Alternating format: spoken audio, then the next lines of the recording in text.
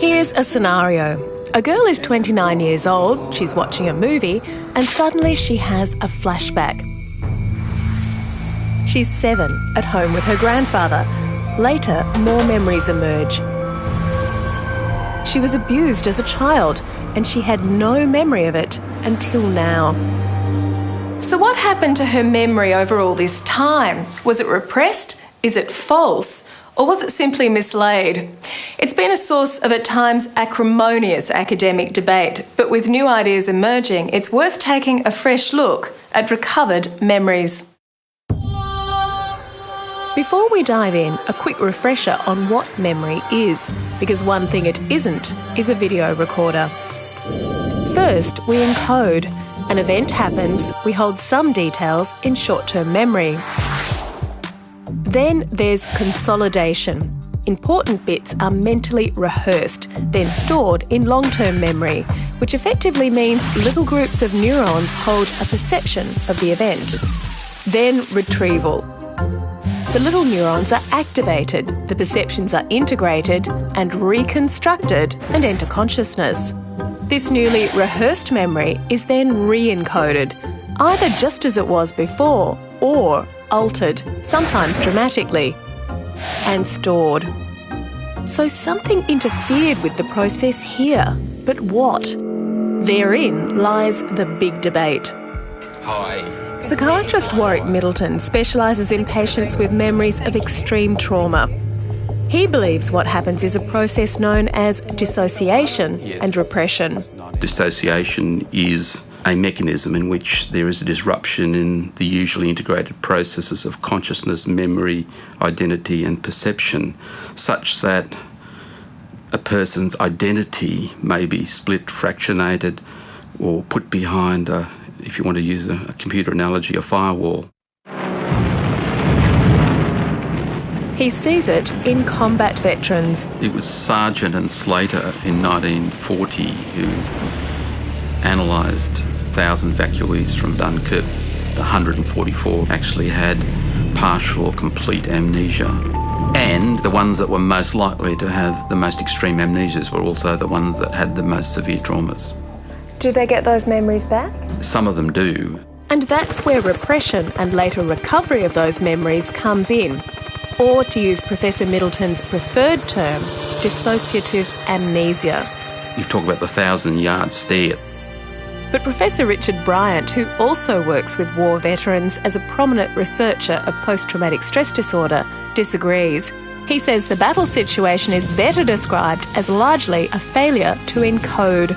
In a case of real trauma, like combat, when there are bombs exploding and people shooting at me, then that's really going to narrow my attention enormously. So it's very, very understandable that people will have reduced encoding of it. Just think of a parachute jump for the first time. Afterwards, few remember anything much. That's not necessarily dissociation in the sense that I have a fault in my remembering. A lot of it I just didn't encode in the first place. And our memory's need for narrative will sometimes try and fill in the gaps. I saw a person years ago who had a severe brain injury in a car accident, and he was knocked out for nearly a month. About a year later, first time they put him in the car, he just panicked and was flooded with memories of the accident. Now, this man did not remember anything about what happened. So how could he have memories? When I spoke to him, the pictures that were coming into his mind was of himself lying mangled in the car. And what these pictures were actually a reconstruction of photographs of his mangled car in the local newspaper, except he had put himself into that photograph. But failure to encode would not account for the long-standing memory loss in our scenario, not when the abuse was repeated. It could, of course, be a false memory, unintentionally implanted by sloppy therapy.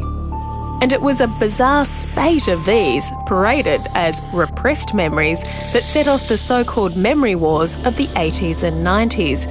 Yeah, the issue of false memory actually coalesced into probably what was the most acrimonious and polarising debate in psychology, psychiatry in the last century. Unfortunately, the debate became either or.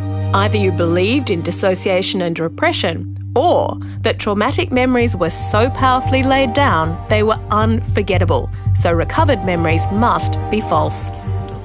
I think at that point we got where the baby did get thrown out with the bathwater, where because we said, no, there's no evidence that repression exists now, we got to the point where saying, well, not only does repression not exist, but also the idea that somebody can actually have a memory, then forget it, and then maybe have it again, that also doesn't exist. So, to be clear, recovered memories of childhood abuse can and do happen, a notion that got muddied at the height of the memory wars. The question remains, though, how? Professor Middleton says this is where the dissociation theory really comes to the fore.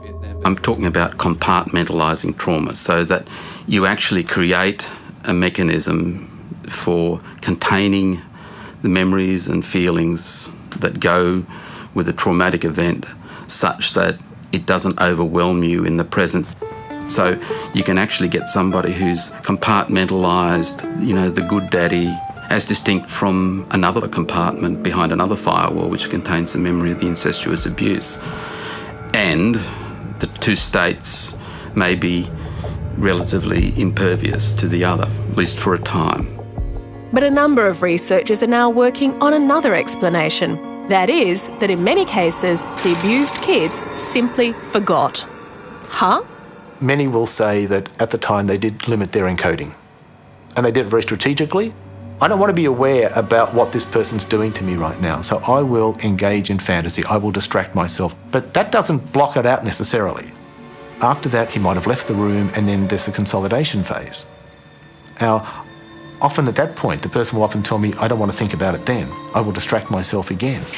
But they still know that things happened. But after that, I think as time goes on, both in the consolidation phase and subsequently, I'm just not rehearsing it because I don't want to.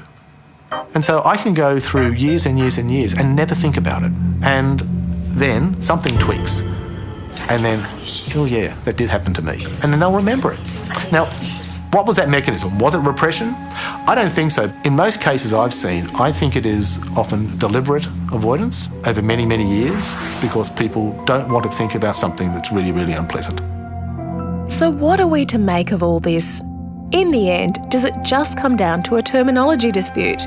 Is there so much difference between dissociation and repression versus forgetting that the debate still matters? There are some professors who say dissociation doesn't exist. Yeah, there are some who say that. It's actually one of the phenomena in psychiatry that's got the longest literature, really. Although the word repression does seem to be dropping out of favour. I've given up trying to get a clear, agreed definition of repression anymore because the waters have been so muddied. My reaction to the whole notion of dissociation is that it's really not advancing the field. It's just too big and too vague. So I think we have a clinical responsibility, as well as a scientific responsibility, to understand what really is the mechanism. Then I think we can start to develop better treatments. And does this help our girl deal with her past? Maybe not, but it is worth knowing there's more than one explanation for recovered memory. After all, memory is perception, and perception becomes memory.